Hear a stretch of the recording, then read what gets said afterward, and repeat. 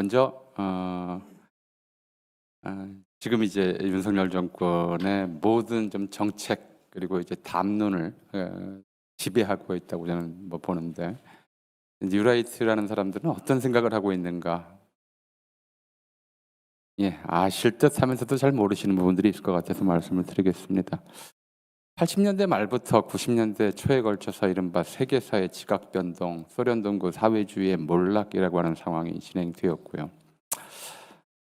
그런 상황에서 한국 내에도 이제 80년대 전두환 정권의 그 엄혹한 반민주적 탄압하에서 좀 절망적인 상황이었죠. 그런 상황에서 사회주의적 전망을 가진 사람들이 꽤 있었습니다. NL이니 PD니 심지어 주사파니 하는 사람들이 실제로 있었죠. 근데 소련 동구 공산주의, 현실 사회주의가 몰락하면서 그 사람들 사이에 이데올로기적, 이념적 대지진이 일어납니다. 일부가 이제 자기 생각을 버리고 새로운 철학을 모색하죠. 특히 우리가 알다시피 그 중에서도 좀 더 극단적이었던 그룹 일부가 생각을 바꿔서 이른바 우파 입장으로 좀 생각을 바꾸겠다. 여기에 다른 이유가 좀 있습니다만은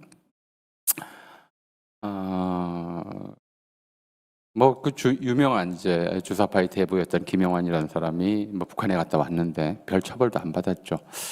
특히 이 소련 동구 사회주의가 몰락하면서 북한과 관계를 맺었던 국가들이 북한과의 관계를 끊어버렸고, 그것 때문에 북한이 대단히 심각한 경제적 곤란을 겪었고 고난의 행군이라고 하는 어려운 시기를 겪어야 했습니다. 그 상황을 직접 보면서 저렇게 가난하고 못 사는 그런 체제를 우리가 지지했다는 게 좀 말이 안 된다라고 반성을 했던 거겠죠. 그러면서 이제 전향을 할 때 그냥 전향한 것이 아니라, 그동안 한국의 우파는 반공 말고는 이념이 없었다. 우리가 그래도 사회과학을 공부하는 사람으로서 이 우파에 이념을 넣어줘야 되겠다라는 얘기들을 하기 시작합니다. 이게 90년대 중후반부터입니다. 그래서 그동안 과거의 우파와는 다른 새로운 우파를 만들겠다. 이념이 있는 우파, 철학이 있는 우파, 생각이 있는, 논리가 있는 우파를 만들겠다. 그래서 거기에 뉴라이트라는 이름을 스스로 붙이기 시작합니다. 그게 이제 언론을 통해서 알려진 건 2004년 무렵부터였었는데, 대략 1990년대 중반부터 학계 내에서 그런 움직임이 일기 시작하죠. 그런데 과연 어떤 이론을 만들어 줄 것이냐? 그 반공 말고는 아무런 이데올로기가 없는 그런 사람들에게. 근데 본인들도 쉽게 말하면 이제 마르크스적 유물론을 공부했던 사람들이라서 새로운 대안을 찾지 못하고 마르크스와 정반대에 있었던 이론으로 돌아갈 수밖에 없었어요. 그게 아담 스미스적 경제론, 자유주의 경제론이었죠.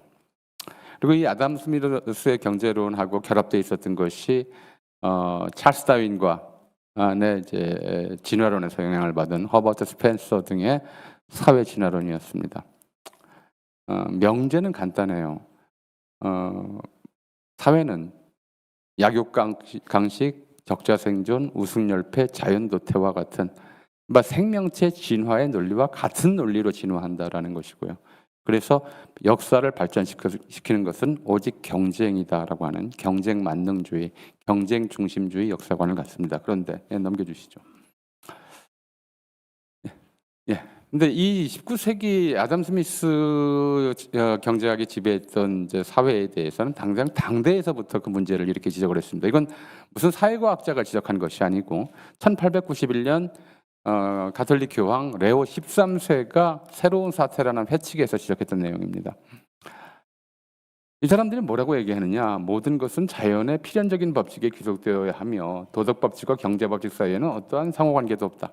다시 말해서 경제에 도덕을 개입시키지 말라라고 하는 얘기를 하고 있다, 이 사람들이. 그래서 비도덕적인 경제가 만들어지는 것이고요. 경제 활동을 하는 사람은 오직 자신의 이익만을 추구하면 된다. 다른 양심이나 도덕성이나 이런 것들은 배제해야 된다는 것이고요. 경제 주체들의 상호관계를 규정하는 최고 유일한 법칙은 무제한의 자유경쟁이다. 자유시장 만능주의가 나오고 있다. 그리고 국가 권력은 어떠한 형태로든 경제 활동에 개입하는 일을 최대한 피해야 한다고 하는 작은 정부론, 국가 개입 금지론이라고 하는 것이 이미 19세기 말에 남아 있었던 얘기입니다. 그리고 이것이 경제를 부도덕하게 만들고 사람들을 도탄에 빠지게 만들고 노동자 농민의 인권을 유린하는 대표적인 잘못된 경제관이다라고 교황이 지적했던 것인데, 그리고 이 잘못된 경제관에 따라 사회가 유지된 결과 인류가 겪은 것이 뭐냐면 제1, 제2차 세계대전이었습니다. 네, 다음 장으로 넘어가시죠. 제2차 세계대전, 이 두 차례의 전쟁을 겪으면서 인간은 무엇을 직접 목도했냐면, 인간이 그동안 상상해왔던 어떤 악마도 인간보다 악랄하지 않았다. 인간성의 최저선이 악마보다 더 악한 존재로까지 떨어질 수 있다. 그걸 악의 평범성이라고 나중에 한네 아렌트는 표현했죠. 저런 세계관, 저런 역사관, 저런 경제관을 가지면 인간은 끝없이 약해져서 결국 스스로 파멸을 될 것이다라는 교훈을 얻었던 거예요. 그게 1948년 유엔 인권선언에서 모든 인간은 인종, 성별, 종교, 문화, 언어에 관계없이 평등하며 자체로 존엄하다라고 하는 선언을 만든 이유였어요.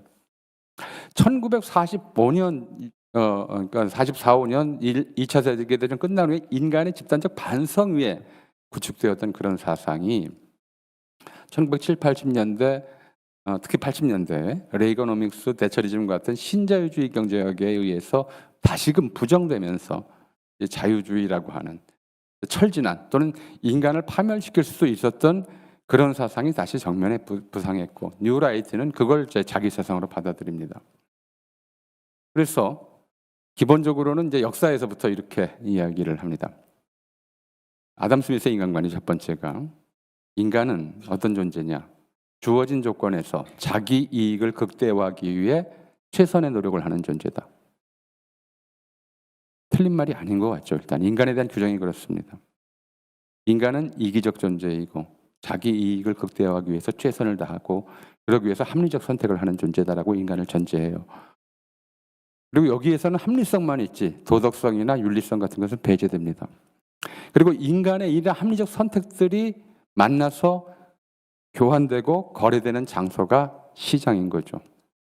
그리고 이 시장의 확대 발전이 곧 역사 발전이다. 이렇게 이제 해석을 합니다. 그렇다면 이 자본주의적 또는 자유주의적 시장을 만들고 확대 발전시키는 것이 곧 역사 발전이라면 그것을 방해하는 활동들은 뭐가 되느냐는 거죠. 그래서 사실은 좀 이른 시점에서 가장 먼저 이와 관련된 한국 내에서 논문이 나오는 것은 1989년인데 89년부터 90년대 중반 사이에 이 뉴라이트 경제학자들이 주로 이제 설파했던 내용이 뭐냐면 이런 것이었습니다. 일제강점기에 일본인들로부터 근대적 경영기법, 금융기법, 시장거래기법, 노동규율 이런 것들을 배워서 실천한 사람들이 진짜 역사 발전의 주역이고 친일파죠. 건물을 파괴하고 사람을 죽이고 사회를 혼란시켜서 자유시장 경제를 혼란시킨 독립운동가들은 역사 발전의 방해자다 라는 인식이 만들어진 거예요. 그리고 그런 인식 속에서 이들은 이제 어떤 그 다음 목표를 세우냐면 우리나라 역사 교과서, 국사 교과서, 특히 근현대사 교과서는 너무 독립운동가들을 높이 평가하고 있다. 독립운동사 중심으로 역사가 기술되어 있다. 이걸 경제사 중심으로 바꿔야 한다. 그럼으로써 이제 우리 역사, 우리 근현대사 발전의 주역이 친일파라는 사실을 사람들이 동의할 수 있게 만들어야 된다고 하는 역사 교과서 개정 운동을 시작합니다. 그게 나중에 좀 더 뒤에 박근혜 정권 때의 교학사 교과서 제작이나 역사 교과서 국정화 시도였습니다. 그렇게 주장을 했으나 왜 그럼 그런 주장을 폈느냐? 예. 그게 합리적인 인간이고 그게 이른바 자유시장 경제를 발전시키는 것이라고 생각을 했기 때문이죠. 그게 역사 발전이라고 본인들은 확신을 하고 있었던 겁니다. 그런데 사실은 저런 생각이 먹히지 않았던 것 또는 다른 상식과 관련되어 있었던 것은 이런 이유 때문입니다. 우리 헌법 전문에 우리들 대한국민은 쭉쭉 가서 어, 3.1운동으로 건립된 대한민국 임시정부의 법통과 불의에 한거한 4.19 민주이념을 계승하여 정의, 인도와 동포애로서 민족의 단결을 공고히 하고 이렇게 되어 있습니다.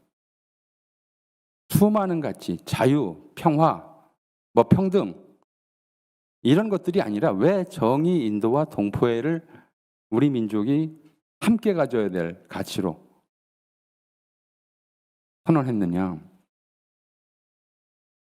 제 생각은 달랐기 때문에 한번 좀 이렇게 보죠.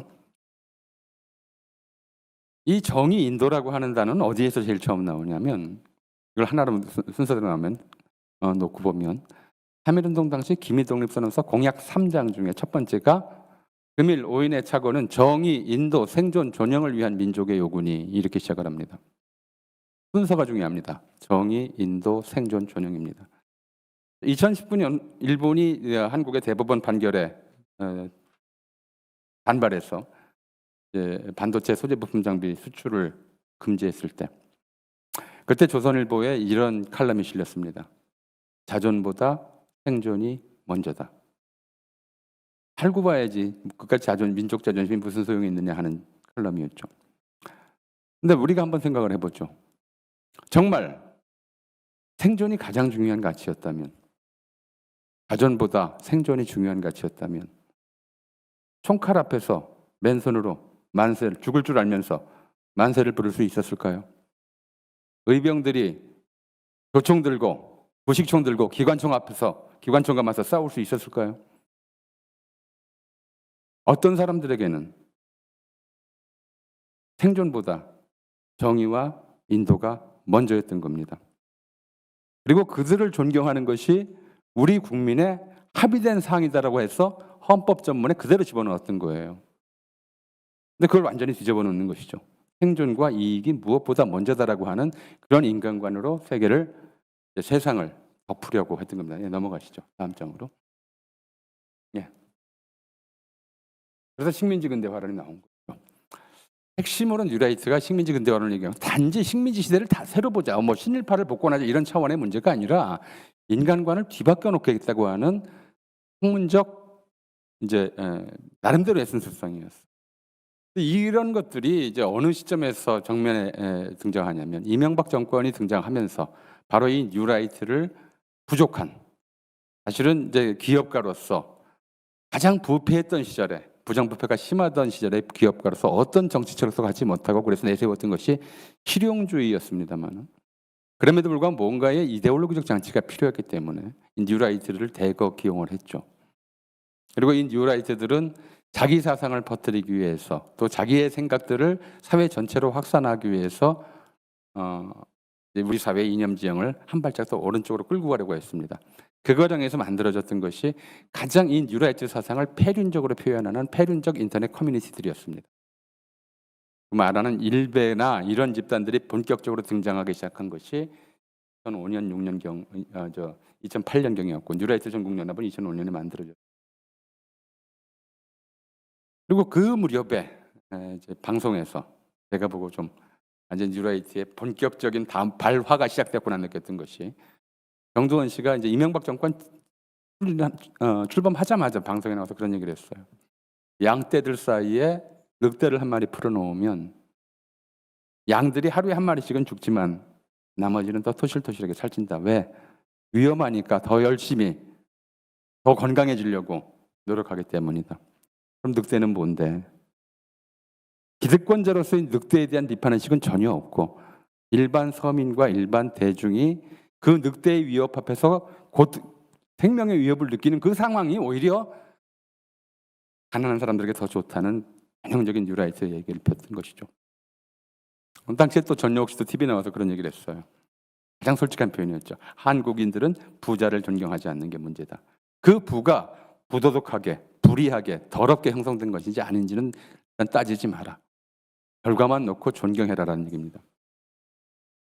그것이 부의 도덕성, 부의 윤리성, 축제의 이른바 양심 이런 것들을 완전히 배격한 그런 논리가 지배하게 됐고, 그런 논리가 지배하는 와중에서 방송에서도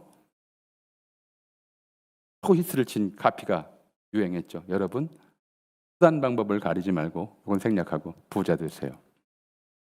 부자만 되면 된다라고 하는 뭐 세계 자본주의가 그런 방식으로 방향으로 흘러가고는 있었습니다만 한국 사회에서 그래서 이념의 우경화가 대단히 빠르게 지상됐고 그래서 물질 만능주의, 그다음에 경제지상주의, 경쟁지상주의, 개발지상주의가 이명박 정권 때 본격적으로 소생했고 오죽 그 문제가 심각했으면 박근혜 씨는 경제민주화라고 하는 굴을 들고 나왔겠습니까?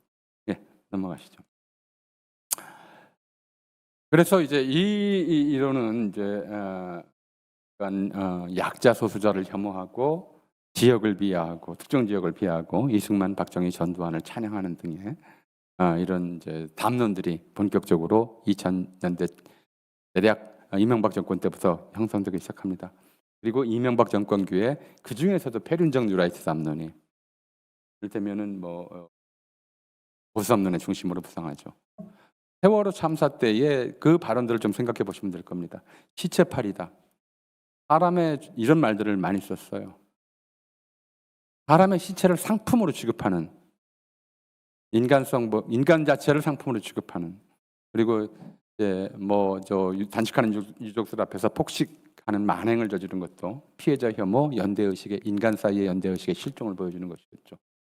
5.18 북한군 개입설 같은 경우도 맹목적 반공 이데올로기, 지역차별주의의 표현들이었습니다. 이런 것들이 너무나 당연한 듯이 너무나 자연스럽게 인터넷 커뮤니티뿐만 아니라 공론의 장애까지 흘러나왔죠. 그래서 오죽하면 그런 얘기가 나왔겠습니까? 우리 사회가 진보와 보수로 나뉘는 줄 알았는데 세월호를 겪어보니 인간과 짐승으로 나뉘더라. 사실은 이런 뉴라이트의 인간관 자체가 인간을 진화론에서만 얘기하는 짐승과 똑같은 존재로 보는 거기 때문에 자기 이익을 위해서만 무슨 일이든 하는 존재로 보는 거기 때문에 결국 인간이 짐승이 될 수밖에 없어요. 예, 넘어가시죠. 그럼 윤석열 정권은 지금 이 뉴라이트의 세계관 또는 역사관, 인간관을 어떤 식으로 표현하고 있는가? 너무나 전형적으로 표현하고 있다고 저는 생각을 합니다. 첫 번째가 약자 혐오죠. 능력지상주의와 결합되어 있는 약자 혐오입니다. 가난한 사람들은 부정식품 이하라도 사 먹을 수 있게 해야 한다. 노동자들이 주 120, 하루 12시간 이상씩, 주 120시간 이상씩 일할 수 있게 한다.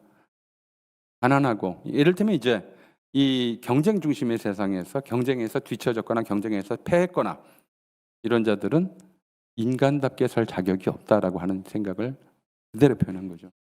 두 번, 이것이 이제 바로 힘승배이죠. 능력제일주의입니다. 평화는 압도적인 힘의 우위로만 이루어진다. 이것도 나름대로 설득력 있는 담론처럼 퍼지고 있어요. 이게 바로 이토 히로부미의 주장이었어요. 그 이토 히로부미의 주장에 반박하기 위해서 안중근 의사가 썼던 것이 동양평화론이었죠. 평화는 힘이 아니라 정의가 구현되어야만 이루어진다라는 것이 안중근 의사의 생각이었고 그것이 이른바 식민지를 겪었던 한국인들의 보편적인 생각이었어요. 그게 정의를 맨 앞에 내세운 이유였죠. 그래서 힘 있는 국가에 일방적으로 굴종하는 외교 정책도 바로 이런 힘 숭배와 관련돼 있다고 할 수 있겠습니다. 세 번째 넘어가시죠. 있어요. 역시 능력 지상주의는 또 이제 엘리트주의와 연결됩니다. 현재 뭐 검찰 독재 시대다라고 하는 데는 누구라도 이견을 제시할 수 없을 겁니다. 정부 요직에 검사들을 대거 기용하고 있고 공정성을 심판받아야 할 대상이 공정성을 심판하는 그러한 체제가 만들어졌습니다. 자, 검찰의 기소와 재판부의 판결이 공정한 거 아닌가? 그거는 국민들이 판단해야 돼요. 그리고 그것을 공정하지 않다면 시정할 수 있는 힘이 국민들에게 있어야 하는데 지금은 모든 것을 검찰이 판단합니다. 그리고 언론이 그것을 뒷받침하고 있죠. 법치가 아니라 법을 이용한 지배가 이루어지고 있고 수사와 기소로 정치를 억압하는 체제가 만들어졌습니다. 그리고 시행령 정치로 여야 간 대화가 실종되어 있습니다. 윤석열 대통령은 기시다 일본 총리를 6번 만나는 동안 민주당의 이재명 대표는 단 한 번도 만나지 않았습니다. 이걸 무슨 민주주의라고 할 수 있겠습니까? 그리고 네 번째가 자유민주주의로 위장한 반공전체주의입니다. 공산전체주의란 말을 썼으니까 이렇게 얘기를 해보죠. 이렇게 얘기를 합니다. 공산전체주의 세력은 그런 말은 이제 공산전체주의란 말은 윤석열 씨가 처음 쓴 말입니다만은 민주주의 운동가, 인권운동가, 진보주의 행동가를 위장하고 허위선동과 야비하고 패륜적인 공작을 일삼아 왔다. 이승만, 박정희, 전두환의 독재자들의 일관된 주장이었습니다. 늘 반복되던 얘기로서 새삼스럽지도 않죠. 그 안보 위기를 정치적 자양분으로 삼는 반통일 반평화 정책이 저 발언에 그대로 드러나 있습니다. 오히려 남북 관계가 계속 나빠지고 그래야만 저런 이제 이야기들이 정치적 지지 기반을 확대하는 데 도움이 될 수 있는 것이겠죠. 네, 넘어가시죠. 그다음 왜곡된 자유시장주의라고 얘기할 수 있겠습니다. 무너진 자유시장 경제를 바로 세우겠다고 하고 있습니다. 그러나 부자 감세, 복지 축소, 작은 정부론을 내세우면서도 금리 정책이라든가 부동산 정책이라든가 개발 정책에서 여전히 관치 경제를 보여주고 있습니다. 앞뒤가 맞지를 않죠. 맞지를 않는데 더 중요한 것은 이 논리 자체가 이른바 자유시장 경제 만능주의, 시장이 만들어낼 왜곡, 또 시장에서 이루어지는 불공정 거래에 대해서 전혀 문제 삼지 않겠다고 하는 이런 뉴라이트적 경제관을 그대로 표현하고 있는 것입니다. 그리고 여섯 번째로 물질, 이런 것들이 당연히 이제 경제제일주의, 이기적 인간 제일주의가 물질 만능주의로 이어지고, 이 물질 만능주의는 반생명주의로 치달을 수밖에 없습니다. 원전 중심의 에너지 정책으로 그걸 되살리고 아리백을 적용하지 않는다고 하고, 일본의 핵 오염수 해양 투기를 지지하고, 그리고 이태원 참사나 오송 참사와 같이 여러 사람이 목숨을 잃은 그런 참사에 대해서 어떤 책임감도 어떤 연민도 느끼지 않는 것, 생명을 물질보다 아래로 보기 때문에 나타나는 현상입니다. 이건 뉴라이트 인간관의 가장 중요한 특징입니다. 언제나 누구나 한번 좀 가정을 해보죠. 어떤 사람이 물에 빠졌다고 했을 때, 빠진 걸 봤을 때 사람들의 행동은 각양각색입니다. 어떤 사람은 위험을 무릅쓰고 들어가서 구하려고 하고, 어떤 사람은 뭐라도 던져줘서 잡고 나올 수 있게 해주려고 하고, 어떤 사람은 그냥 바늘만 동동 구르고, 어떤 사람은 못 본 척합니다. 어떤 사람은 헤엄도 못 치는 게 왜 물에 들어가서 저러냐고 오히려 죽어가는 사람을 비난합니다. 이 수많은 인간 유형 중에서 어떤 것이 모범이고 어떤 유형이 우리의 표준이 되어야 하느냐, 그동안 우리는 여기에 대한 상식적 답을 갖고 있었어요. 내가 물속에 들어가서 저 사람을 못 구하더라도 위험을 무릅쓰고 물속에 들어가 그 사람을 구하는 사람들을 존경하고 그들이 가장 모범적인 인물이다라고 생각하는 시기가 있었어요. 그게 우리가 독립운동가를 존경한 이유예요. 자기의 이익과 관계없이 자기 재산을 다 버리고 목숨까지 버리고 가족까지 고생시키면서도 독립운동을 했던 사람들을 존경하는 이유는 그 독립운동이 성공했든 실패했든 간에 그런 사람을 존경하는 것이 인류 공동체를 살아남게 만드는 길이다라는 거예요. 근데 지금 이 뉴라이트적 인간관은 맨 마지막 유형, 가장 악한 유형을 인간의 표준이자 모범으로 삼으려고 하고 있는 거거든요. 그러니까 저는 반생명주의로 치달을 수밖에 없는 거죠. 지금 이 정부가 보여주고 있는 반생명주의, 독립운동 모욕, 독립운동가 모욕, 친일파 찬양, 이런 것들이 모두 이런 인간관, 이런 세계관에서 나오고, 그리고 그 핵심 지지 기반이 또 이런 세계관을 가진 사람들이에요.